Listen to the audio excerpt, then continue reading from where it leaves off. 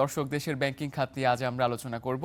এই বিষয়ে কথা বলতে আমাদের সঙ্গে আছেন Bangladesh institute of bank management BM এর সাবেক মহাপরিচালক ডক্টর তৌফিক আহমেদ চৌধুরী।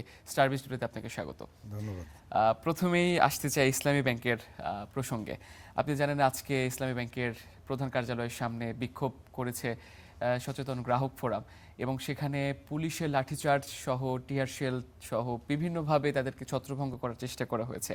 তো এই যে বিক্ষোভ তারা করছে, এই বিক্ষোভ এবং অন্যদিকে যে চেয়ারম্যানের নিয়োগ, তার নিয়োগটাকেও কেন্দ্রীয় ব্যাংক বৈধ হিসেবে বলছে যে তার নিয়োগটা ঠিকভাবেই হয়েছে। তো ওভারঅল সব বিষয়গুলো কিভাবে দেখছেন?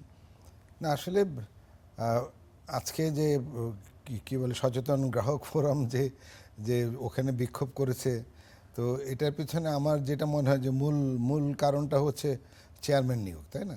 তো চেয়ারম্যান নিয়োগ, he was a former deputy governor of Bangladesh bank, এবং উনি তো ওনার তেমন কোনো ব্যাংকিং ক্যারিয়ারে তেমন কোনো বড় কোনো স্পটও আমরা দেখি না।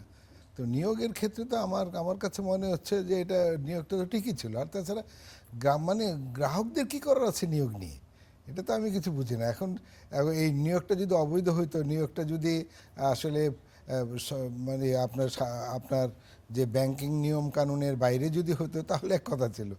আর তাছাড়া এমন না যে এই ভদ্রলোক একজন কিছু নিয়ম কানুন জানে না। এই যে কিছুদিন আগে যে সম্মিলিত ইসলামী ব্যাংক নামে যেটা করা হয়েছিল, সেখানে নিয়োগ দেওয়া হয়েছিল একজন সেক্রেটারিকে। আমরা তখন প্রতিবাদ করেছিলাম, আমি নিজেও প্রতিবাদ করেছিলাম যে একজন সরকারি আমলাকে কেন বসাইছেন, তাই না? আর ঠিক আছে, আমরা চাই যে ব্যাংকগুলো ভালো মতো চলুক, সেই জন্য যাদের ব্যাংকিং অভিজ্ঞতা আছে তাদের আপনারা সেখানে দিবেন, এবং কাকে দিলে সে ব্যাপারে আমাদের কোনো আপত্তি নাই।